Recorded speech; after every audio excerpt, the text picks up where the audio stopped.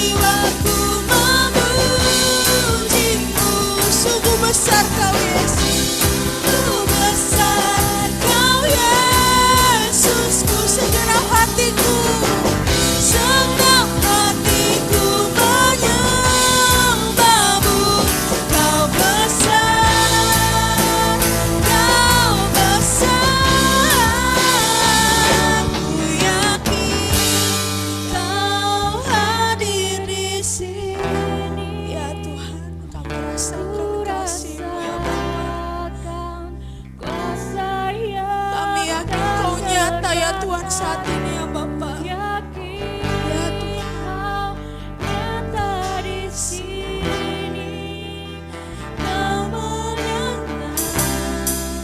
terjadi.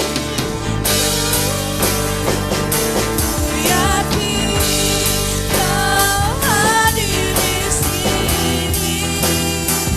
Ku rasakan kuasa yang tak terbatas. Ku yakin Kau nyata di sini. Kemenangan terjadi. Bersama-sama kita katakan ku yakin Tuhan. Yakin Kau hadir di sini. Ku rasakan kuasa yang tak terbatas.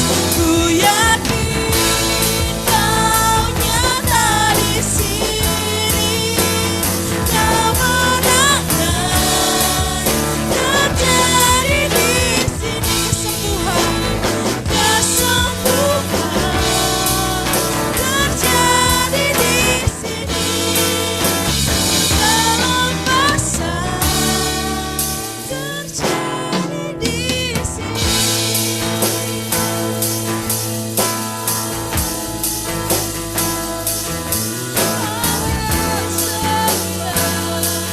Kami sungguh yakin kuasa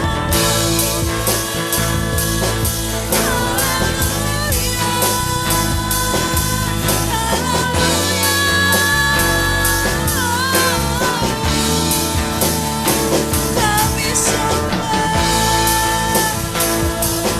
kami Kau besar, sungguh ajaib kuasa-Mu.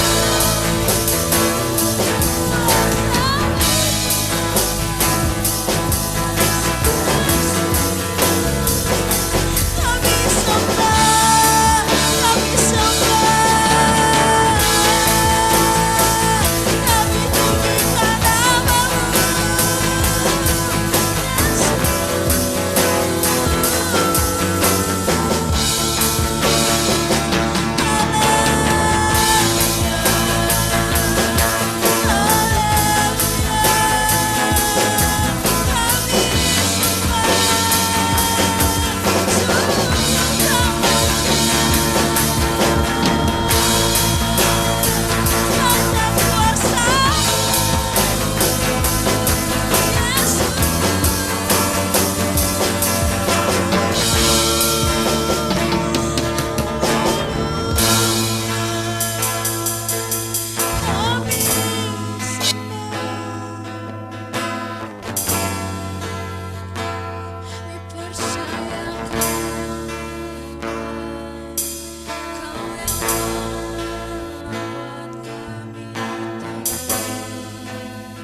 Kau yang melihat hati kami, sungguh kami rindu. Kami rasakan kuasa-Mu Tuhan yang nyata, yang memulihkan, yang menyembuhkan.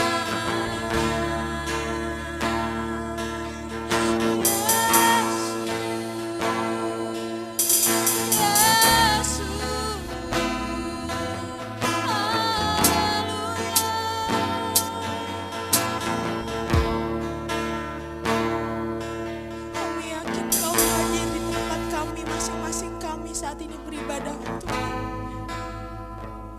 Kami membuka hati kami Tuhan, secara penuh ya Tuhan.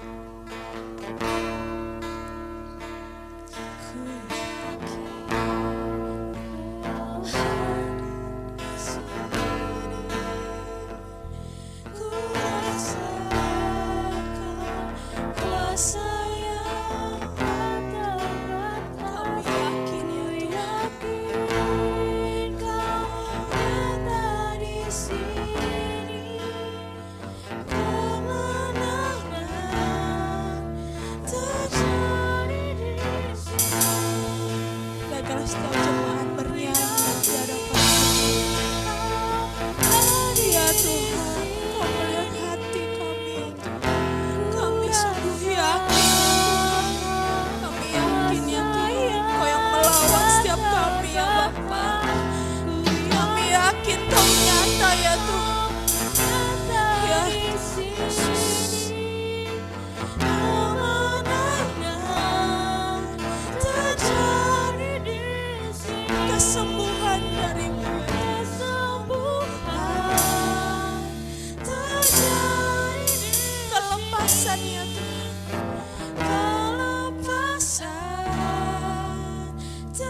ada di sini. Terima kasih ya Tuhan untuk setiap hadirat-Mu ya Bapa. Kami merasakan Kau nyata ya Tuhan. Kami percaya Kau yang menerima ya Tuhan setiap pujian ya Tuhan yang kami naikkan ya Bapa. Kami datang untuk beribadah ya Tuhan, membawa setiap kerinduan kami ya Tuhan. Kami sungguh bersyukur untuk setiap penyertaan-Mu ya Tuhan, untuk setiap hal yang boleh terjadi ya Tuhan. Biarkanlah Kau yang terus mempertajamkan hati kami ya Tuhan, pada firman-Mu yang hidup atas kami ya Tuhan. Terima kasih ya Bapa, terima kasih ya Tuhan. Kau berikan kekuatan Tuhan, sukacita baru untuk kami boleh memuji-Mu, memuliakan nama-Mu lebih lagi ya Bapa. Terima kasih ya Tuhan. Hanya di dalam nama-Mu kami ucap syukur dan berdoa. Amin. Kami undang untuk setiap jemaat bangkit berdiri. Mari kita bersorak-sorak bagi Tuhan. Tiba saatnya kami berdoa.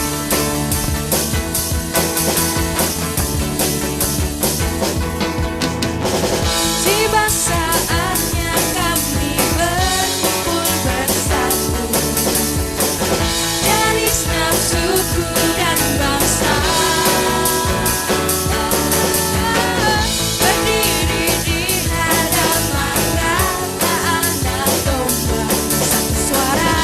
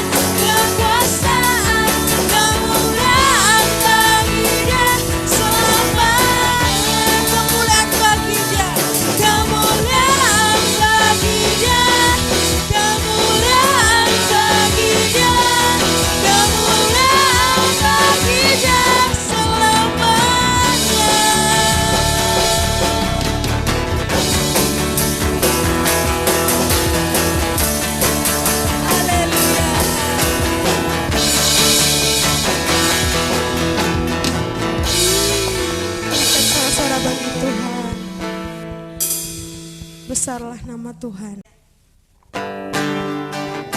Kita percaya Tuhan yang layak dipuji dan ditinggikan. Besarlah Tuhan.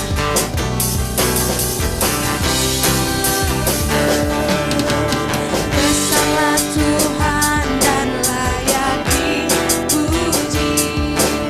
Besarlah namanya, kekalah kuasanya. Aman berlindung dalam naungannya. Dia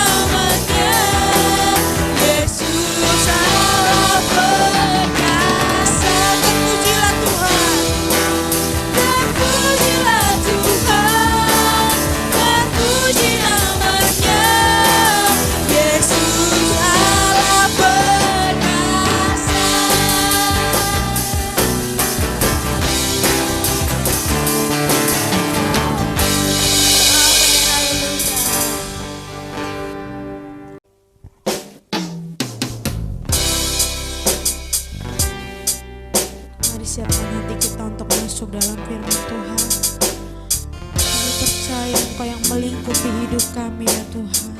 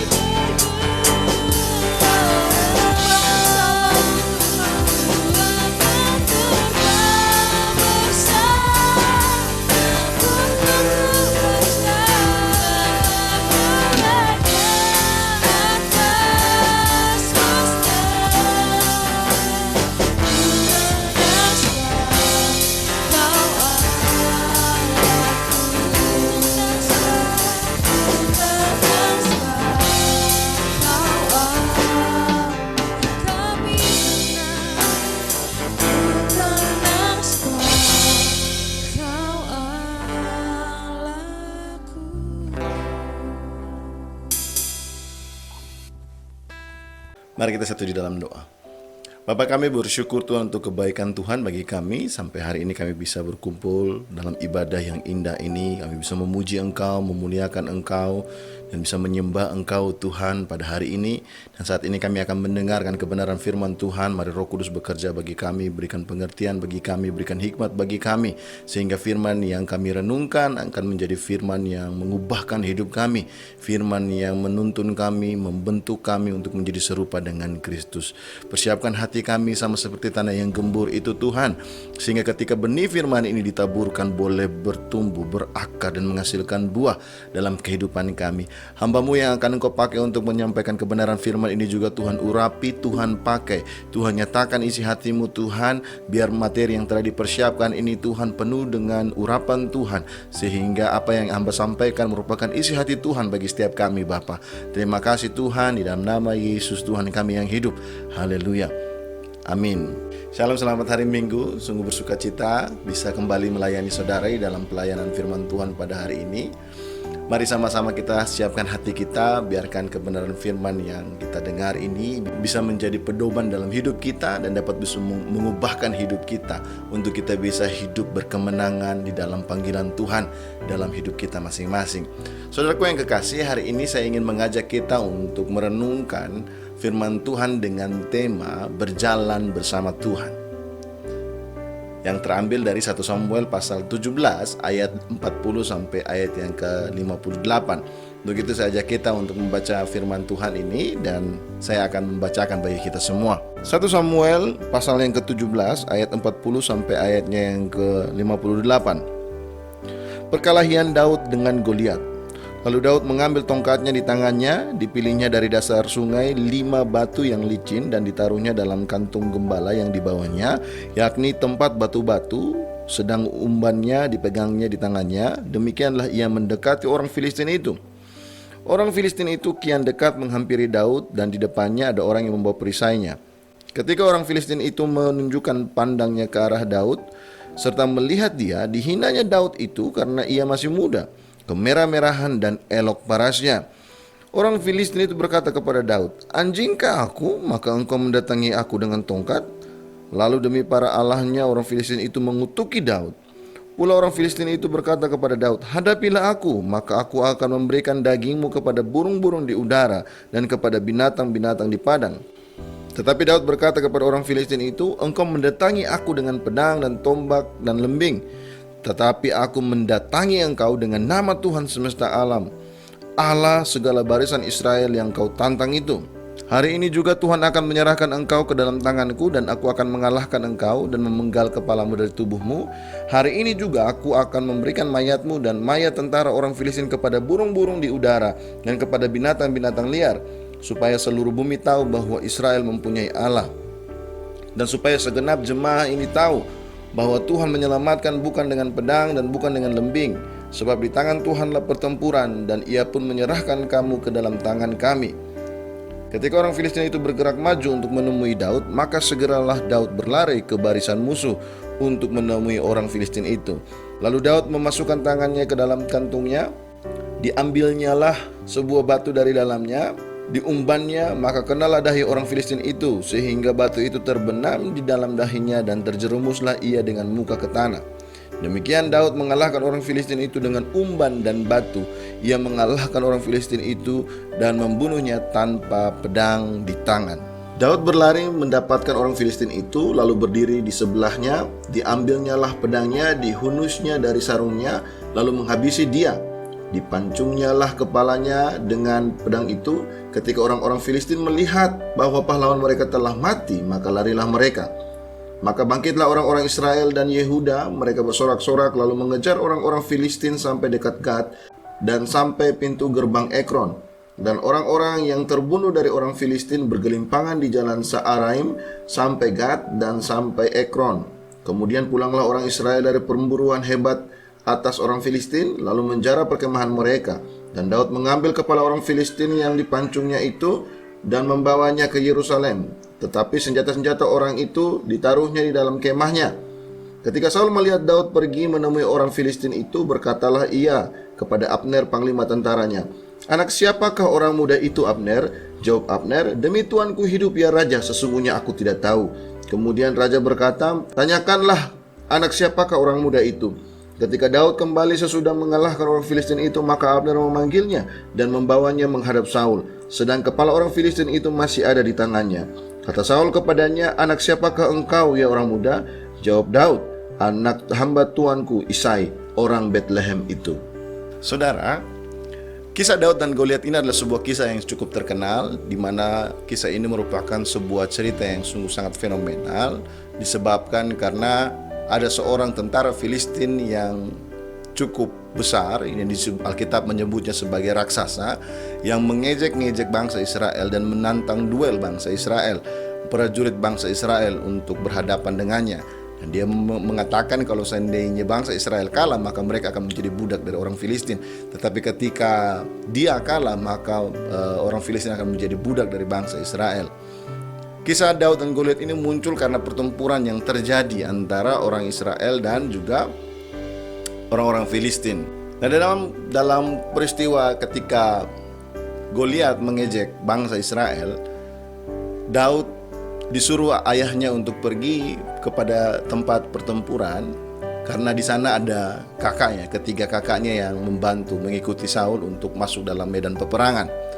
Nah, ketika Daud dimintai bapaknya untuk membawa bekal dan ingin tahu kabarnya, Daud pergi ke sana. Ketika Daud sampai ke sana, dia mencari kakaknya Eliab, Abinadab dan Syama. yang merupakan bagian dari Raja Saul. Namun ketika melihat keadaan yang terjadi itu, Daud berkata, "Siapakah orang yang tidak bersunat ini yang mau merendahkan barisan Allah?" katanya. Kemudian mendengar Daud berkata seperti itu, Eliab kemudian memanggil dia dan memarahi dia, begitu ya. Tetapi keberanian Daud ini terdengar sampai ke telinganya Saul. Akhirnya Saul memanggil Daud dan mereka berbicara. Daud berkata bahwa dia berani untuk menghadapi Goliat, sebab dia sudah terlatih ketika dia menjadi seorang gembala, dia menghadapi hewan buas, dia menghadapi singa, dia menghadapi beruang.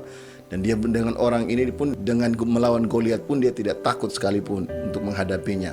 Sebab dia tahu bahwa dia tidak berjalan sendiri. Dan Daud memberikan keyakinan kepada Saul bahwa Tuhanlah yang melepaskan dia dari cengkraman binatang buas. Begitu pula ketika dia melawan Goliat, maka Tuhan pula yang akan melepaskan Daud daripada Goliat.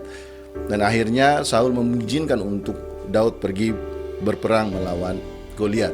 Dan kita tahu bahwa ketika Daud melawan Goliat, perbandingannya itu perbandingan yang sangat mencolok, sebab tingginya Goliat merupakan 6 hasta. Itu merupakan, kalau kita dihitung-hitung dalam satuan meter, itu sekitar 2,8 meter, hampir 3 meter tingginya. Dengan Daud yang masih muda, yang pipinya kemerah-merahan, sehingga diejek sama Goliat bahwa ini anjing gak aku, sehingga kalian mengirimkan seorang muda yang datang menghadapi aku membawa tongkat itu. Langsung apa yang terjadi, saudaraku? Perbandingan yang cukup menarik. Mereka, orang-orang bangsa Israel, melihat Goliat yang besar, mereka takut. Mereka melihat Goliat yang garang, mereka takut. Ketika Goliat datang menghampiri mereka, barisan pasukan bangsa Israel lari terbirit-birit. Tetapi ada seorang anak muda yang pipinya kemerah-merahan datang membawa tongkatnya dengan keyakinan bahwa dia tidak datang sendiri, tapi dia berjalan bersama dengan Tuhan, dan Tuhanlah yang akan membela dia dan memberikan, menaklukkan musuhnya ini ke dalam tangannya. Saudara, Goliat telah berjalan dan menghejek orang Israel selama 40 hari lamanya. Ia mulai membuat Daud penasaran. Dari pelajaran ini apa yang bisa kita pelajari? Apa yang dapat membuat Daud untuk bisa datang menghadap Goliat dengan penuh keyakinan seperti itu?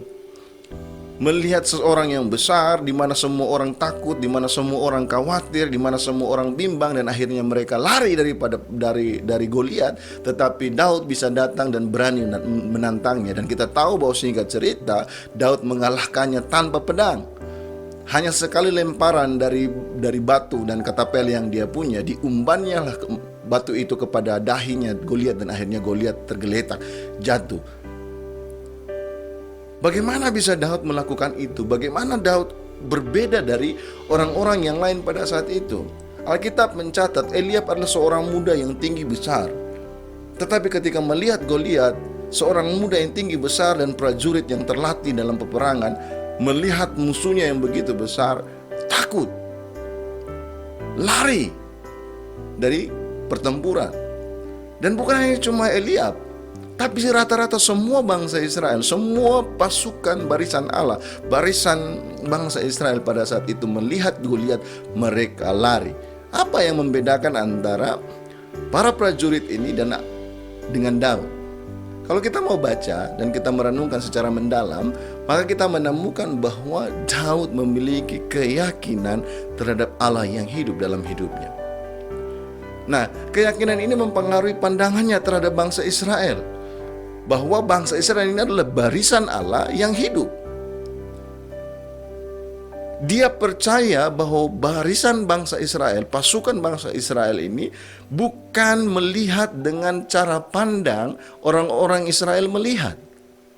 Dia melihat pasukan bangsa Israel ini berbeda dengan orang-orang Israel itu sendiri. Prajurit bangsa Israel itu sendiri melihat. Daud melihat bahwa para prajurit bangsa Israel ini datang berperang, mereka tidak berjalan sendiri.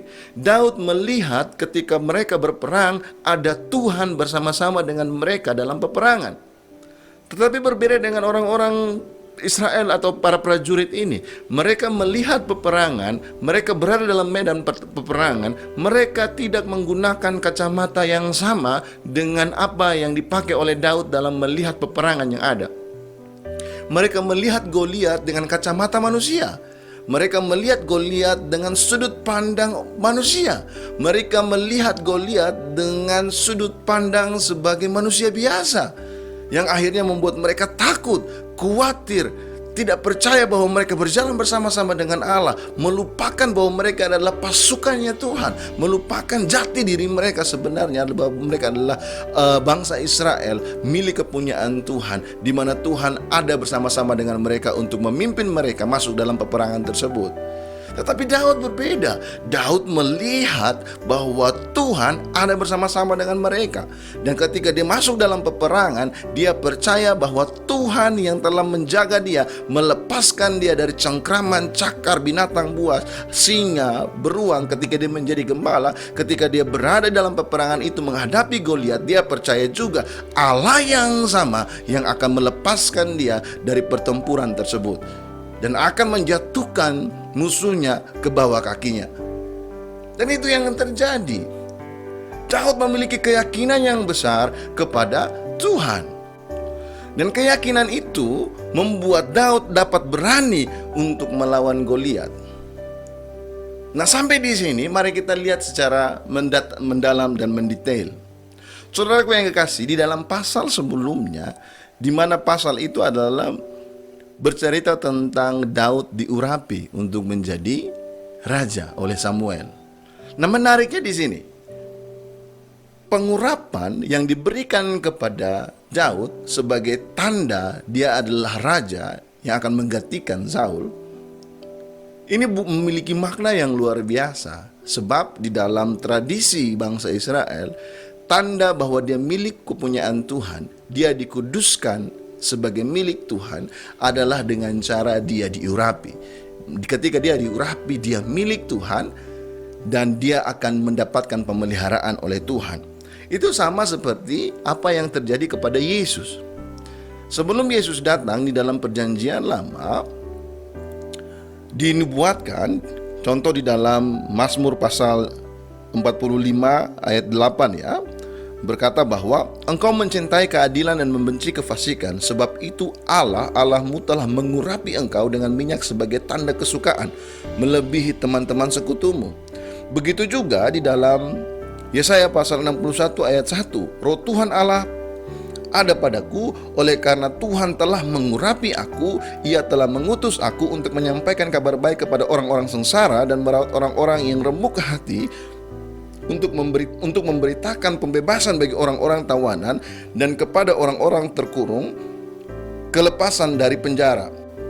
Dan juga di dalam Daniel pasal 9 ayat 24, 70 kali 7 masa telah ditetapkan atas bangsamu dan atas kotamu yang kudus, untuk melenyapkan kefasikan, untuk mengakhiri dosa, untuk menghapuskan kesalahan, untuk mendatangkan keadilan yang kekal, untuk menggenapkan penglihatan dan nabi, dan untuk mengurapi yang maha kudus. Jadi tanda pengurapan itu adalah pengurapan di mana menyatakan bahwa dia milik Tuhan dan dia disertai oleh Roh Tuhan dalam dirinya. Dan itu digenapi di dalam Lukas pasal 4 ayat 18 dan 21 ketika Tuhan Yesus berbicara mau memulai setelah dia turun dari berpuasa selama 40 hari dan memulai pelayanannya. Dia berkata bahwa Roh Tuhan ada padaku, oleh sebab Ia telah mengurapi aku untuk menyampaikan kabar baik kepada orang miskin, dan Ia telah mengutus aku. Ayat 21, lalu Ia memulai mengajar mereka, katanya, pada hari ini genaplah nas ini sewaktu kamu mendengarnya. Dan itulah yang terjadi. Apa yang terjadi kepada Daud, pengurapan yang diberikan kepadanya itu disertai bukan hanya sebagai bentuk seremonial di mana diurapi dengan minyak, tetapi itu adalah tanda kuasa dari tempat yang maha tinggi atasnya. Di dalam perjanjian baru, pengurapan itu menandakan bahwa Roh Tuhan ada padanya. Dan kita tahu di dalam 1 Yohanes pasal 2 ayat 27 mengatakan bahwa setiap orang percaya pun diurapi oleh Tuhan. Sebab di dalam diri kamu ada pengurapan yang telah kamu terima daripadanya. Karena itu tidak perlu kamu diajar oleh orang lain, tetapi sebagaimana pengurapannya mengajar kamu tentang segala sesuatu, dan pengajarannya itu benar, tidak dusta, dan sebagaimana ia dahulu telah mengajar kamu, demikian hendaknya kamu tetap tinggal di dalam dia. Roh Tuhan ada pada kita, dan roh itu lebih besar daripada roh yang ada di dalam dunia ini. Nah, inilah yang dimiliki oleh Daud ketika dia menghadapi Goliat. Inilah yang dimiliki oleh Daud ketika dia masuk dalam peperangan dalam menghadapi Goliat. Keyakinan yang begitu besar, dan pengurapan atasnya itu tanda bahwa dia milik Tuhan dan roh Tuhan ada padanya. Kita belajar beberapa waktu yang lalu dalam perjumpaan dengan Roh Kudus. Roh Kuduslah yang memateraikan kita sebagai tanda milik kepunyaan Allah. Dan ketika Roh Kudus sebagai materai dalam hidup kita, menandakan bahwa kita adalah milik kepunyaan Allah. Dan dengan demikian, saudaraku yang kekasih, mari hiduplah sama seperti Daud. Ketika Daud melihat Goliat, dia memakai sudut pandang dimensi ilahi untuk melihat Goliat. Ketika dia melihat perkara yang besar, dia melihat dengan kacamata Tuhan, melihat perkara tersebut. Dia tidak takut, dia tidak khawatir, dia tidak bimbang ketika menghadapi Goliat, tetapi dia datang dengan penuh keyakinan. Sekalipun dia anak muda yang pipinya masih kemerah-merahan, yang tidak memiliki pengalaman dalam peperangan, hanya memiliki pengalaman ketika dalam pengembalaan domba, tapi dia percaya bahwa dia tidak berjalan sendiri, tapi dia percaya dia berjalan bersama-sama dengan Tuhan. Daud telah diurapi oleh Tuhan sebagai tanda milik kepunyaan Tuhan. Saudaraku yang kekasih, kita orang percaya yang telah dimateraikan oleh Tuhan dalam Roh Kudusnya, maka kita pun harus tahu bahwa kita pun berjalan bersama-sama dengan Tuhan untuk menghadapi kehidupan kita ini. Saudaraku yang kekasih, apa yang bisa kita ambil dari peristiwa ini? Saudaraku yang kekasih, mari kita melihat, mungkin kita medan peperangan dengan Daud berbeda. Pada zamannya, konteksnya, Daud berperang bersama-sama dengan bangsa Israel terhadap Goliat karena situasi dan kondisi yang demikian. Tapi ketika hari ini kita dalam menjalani kehidupan kita, mungkin Goliat-Goliat yang kita hadapi bukanlah raksasa yang besar dalam bentuk fisik manusia. Mungkin saat ini ada beberapa kisah Goliat yang kita sedang hadapi dalam kehidupan kita sehari-hari. Dan Goliat-Goliat ini datang dalam berbagai macam warna dan bentuk dalam kehidupan kita. Mungkin Goliat yang kita hadapi saat ini adalah ketidaksepakatan yang kita miliki dengan pasangan kita. Mungkin Goliat yang kita alami saat ini adalah Goliat yang merupakan suatu peristiwa yang mungkin sakit penyakit yang kita alami saat ini. Mungkin Goliat yang kita alami pada saat ini adalah merupakan berupa harga diri yang rendah, patah hati, stres, depresi, ataupun mungkin kesulitan-kesulitan dalam finansial kita. Saudaraku yang kekasih, apapun yang menghancurkan kita, itu adalah Goliat yang sementara membuat kita melihat seperti anak gembala yang kecil yang tidak memiliki kemampuan apa-apa. Tetapi jangan lupa bahwa kita dapat melakukan perkara yang sama seperti Daud mengalahkan Goliat jika kita memiliki keyakinan kepada Tuhan yang hidup yang lebih besar daripada kita. Kita dapat mengalahkan Goliat itu dengan melihat dia bukan dari sisi pandang manusia melihat Goliat tersebut atau masalah-masalah tersebut. Mari kita menggunakan kacamata yang sama seperti Daud ketika melihat setiap persoalan yang sementara ini kita alami. Mari kita menggunakan kacamata yang sama seperti Daud ketika kita melihat masalah-masalah yang kita alami pada saat ini. Kita harus tahu bahwa kita tidak berjalan sendiri. Kita berjalan bersama-sama dengan Tuhan dalam kehidupan kita. Entah itu apa yang membuat kita menderita pada saat ini. Apakah kita bergumul dengan persoalan-persoalan mengenai kehilangan dalam pekerjaan? Ingat saudaraku yang kekasih, pertempuran kita ini adalah milik Tuhan.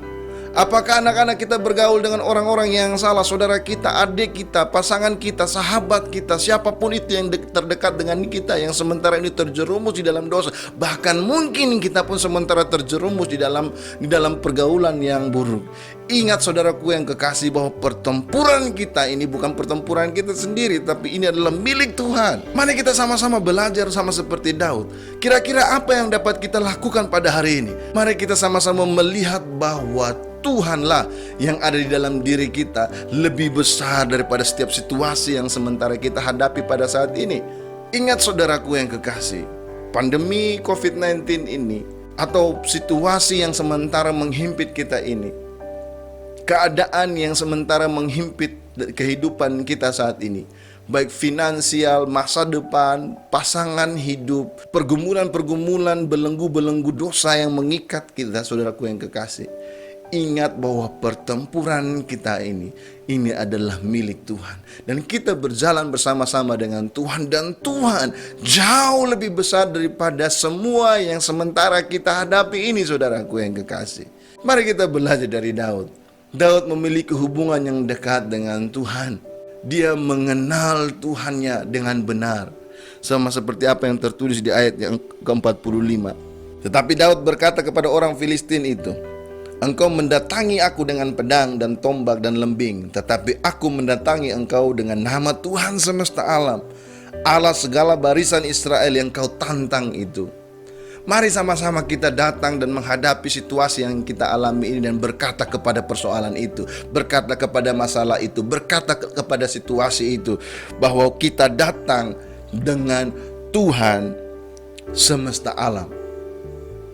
Dan mari kita memandang situasi itu sama seperti Daud memandang situasi tersebut. Daud melihat situasi sulit itu untuk menyatakan kuasa Allah yang besar. Mari kita menghadapi situasi-situasi yang demikian, yang sulit, yang berat, yang menghimpit kita ini dengan menyatakan kuasa Allah yang besar di dalam kehidupan kita, saudaraku yang terkasih. Ingat bahwa kita telah diurapi oleh Tuhan. Roh Tuhan ada pada kita, dan roh itu jauh lebih besar daripada roh yang ada di tengah-tengah dunia ini. Apapun yang menjadi pergumulan kita, apapun yang menjadi persoalan kita, ketika kita berjalan bersama-sama dengan Tuhan dan menggunakan kacamata yang sama seperti Daud gunakan dengan melihat situasi ini sebagaimana untuk menyatakan kuasa Tuhan di dalam kehidupannya, maka kita semua akan bisa melewati setiap persoalan yang kita hadapi ini. Saya akan menutup firman Tuhan pada hari ini dengan sebuah ilustrasi yang sangat menarik. Saudaraku yang kekasih, pernahkah saudara berjalan atau melewati sebuah jembatan gantung?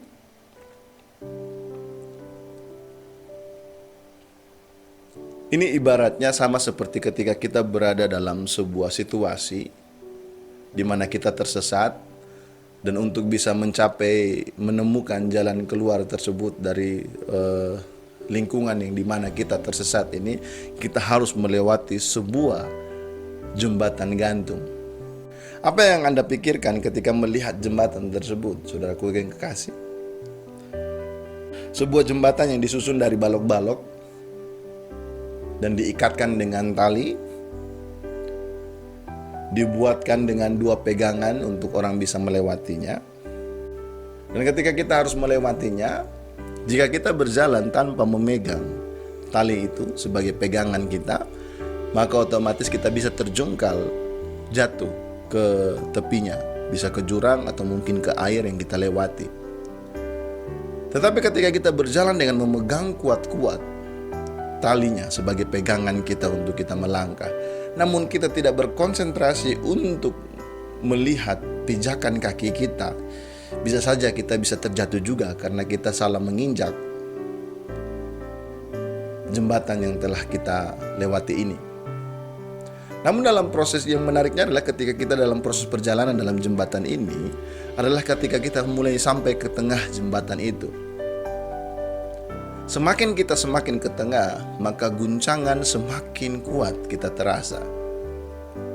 Tetapi ketika kita berpegangan dengan kuat dan tetap berkonsentrasi dengan baik untuk menaruh pijakan kaki kita, maka kita bisa melewati sampai kepada ujung jembatan tersebut dan menemukan jalan keluar yang harus kita lewati. Apa yang dapat kita pelajari dari peristiwa ini? mengenai jembatan gantung ini, saudaraku yang kekasih. Ketika kita tersesat di hutan, mari sadarilah ini, saudaraku yang kekasih, bahwa dunia ini adalah dunia yang jahat, penuh dengan kemunafikan, penuh dengan tipu muslihat, penuh dengan tipu daya, penuh dengan jebakan yang iblis telah berikan untuk kita terjerumus di dalamnya. Dan banyak orang mencari jalan keluar dari situasi yang demikian dalam dunia yang jahat ini. Tapi tidak semua orang menemukannya.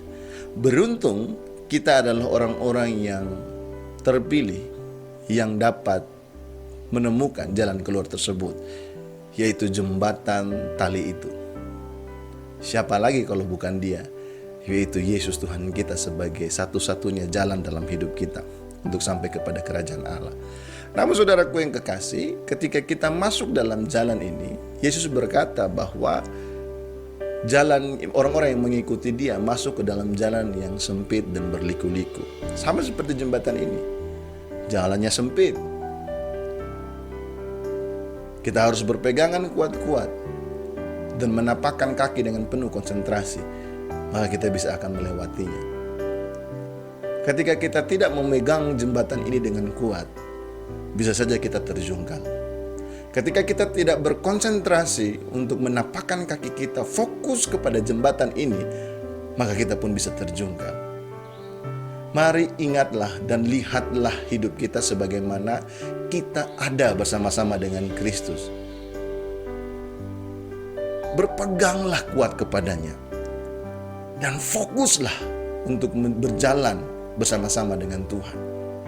Walaupun di tengah-tengah perjalanan kita ada guncangan-guncangan kecil dalam kehidupan kita, mari kita melihat dengan sudut pandang Tuhan, melihat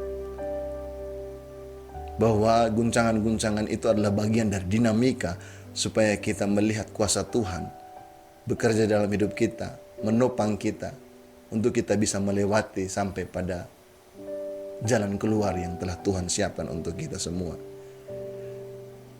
Untuk itu saudaraku yang kekasih, mari bangun hubungan yang intim dengan Tuhan. Dan sadarilah bahwa ada roh Tuhan dalam hidup kita. Kemudian lihatlah segala sesuatu yang kita alami dalam kehidupan kita ini dengan kacamata surgawi. Maka itu semua akan membuat kita menjadi pemenang di dalam kehidupan kita semua. Mari kita satu di dalam doa. Bapa, kami bersyukur Tuhan untuk kebaikan Tuhan bagi kami. Kami belajar dari peristiwa Daud melawan Goliat ini Tuhan. Daud adalah orang yang diurapi Tuhan, orang yang dikhususkan Tuhan, dan kuasa Tuhan, roh Allah menghinggapinya, menghidupinya Tuhan. Dan firman-Mu berkata bahwa ketika kami hidup di dalam kasih karunia Tuhan, kami yang hidup di dalam Kristus dan Kristus hidup di dalam kami adalah bait Allah di mana roh Allah itu tinggal dalam kami. Dan roh Allah yang tinggal dalam kami adalah merupakan materai, menandakan kami adalah milik Allah. Dan firman-Mu berkata bahwa roh itu yang ada dalam diri kami ini Tuhan lebih besar daripada setiap roh yang ada di tengah-tengah dunia ini Tuhan. Ajar kami untuk membangun keintiman dengan Tuhan. Ajar kami Tuhan untuk memiliki kacamata ilahi melihat situasi ini Tuhan, sehingga kami tidak melihat situasi yang kami alami ini Tuhan, masalah yang sementara ini kami gumulkan Tuhan, persoalan yang sementara menghimpit kami ini Tuhan, keadaan yang sementara ini Tuhan membelenggu kami Tuhan. Kami tidak melihatnya sebagaimana manusia melihatnya, tapi kami melihatnya sebagaimana Daud melihat Goliat Tuhan, melihat persoalannya, melihat keadaannya, sehingga kami pun melihat dengan demikian Tuhan. Dan kami tahu bahwa kami tidak berjalan sendiri, kami berjalan bersama-sama dengan Tuhan pencipta semesta alam ini Tuhan. Untuk itu Tuhan, mari Bapa berikan kami keberanian, berikan kami keyakinan, dan berikan kami jalan keluar untuk kami bisa melewati setiap keadaan yang sementara ini kami lewati Tuhan. Kami percaya kami tidak berjalan sendiri, kami berjalan bersama-sama dengan Tuhan di dalam kehidupan kami Tuhan. Terima kasih Bapa, di dalam nama Tuhan Yesus, dimanapun jemaat Tuhan yang berada saat ini Tuhan, Tuhan berkati dan Tuhan nyatakan kuasa-Mu Tuhan atas setiap kami. Dalam nama Tuhan Yesus, haleluya. Amin. Halo, selamat hari Minggu jemaat Tuhan. Ya, kita kembali bertemu lagi di dalam kesempatan ini. Ya, kita sudah mendengarkan firman Tuhan yang sangat menguatkan kita. Ya, mari kita belajar dari Daud ya, yang begitu memiliki keyakinan yang sangat besar untuk mengalahkan Goliat gitu ya. Nah, mari kita terus berjuang dengan kekuatan Tuhan. Kita menaklukkan Goliat-Goliat yang ada di dalam kehidupan kita masing-masing ya. Oke, ya untuk persembahan minggu kemarin sudah di-share di grup. Silakan jemaat Tuhan bisa melihatnya. Kemudian untuk persembahan hari ini silakan juga jemaat Tuhan mentransfernya ke rekening gereja yang tertera ya. Kemudian untuk ibadah minggu depan, karena masih belum ada pemberitahuan selanjutnya mengenai ibadah seperti apa gitu ya, jadi masih dilakukan secara online. Tapi jika nanti dalam seminggu ke depan ini ada perubahan, nanti akan diumumkan di grup ya, dan juga mungkin akan diadakan perubahan gitu. Tapi untuk sementara kita masih tetap mempersiapkan untuk ibadah secara online ya, di jam 10 pagi melalui channel YouTube Sains Surabaya. Nah, kemudian untuk saat teduh, jemaat Tuhan juga masih bisa menikmati firman Tuhan yang dibagikan melalui saat teduh oleh gereja kita. Silahkan jemaat Tuhan share kepada keluarga, kepada teman-teman gitu ya, melalui channel YouTube dari gereja kita Sains Surabaya. Nah, kemudian untuk doa sepakat di hari Jumat, nah ini juga akan diinfokan dalam seminggu ke depan ini seperti apa gitu ya. Nanti teman-teman jemaat Tuhan silahkan menyimak grup ya. Jadi akan ada beberapa pengumuman yang mungkin nanti akan disampaikan terkait dengan ibadah minggu ataupun juga untuk doa sepakat di hari Jumat.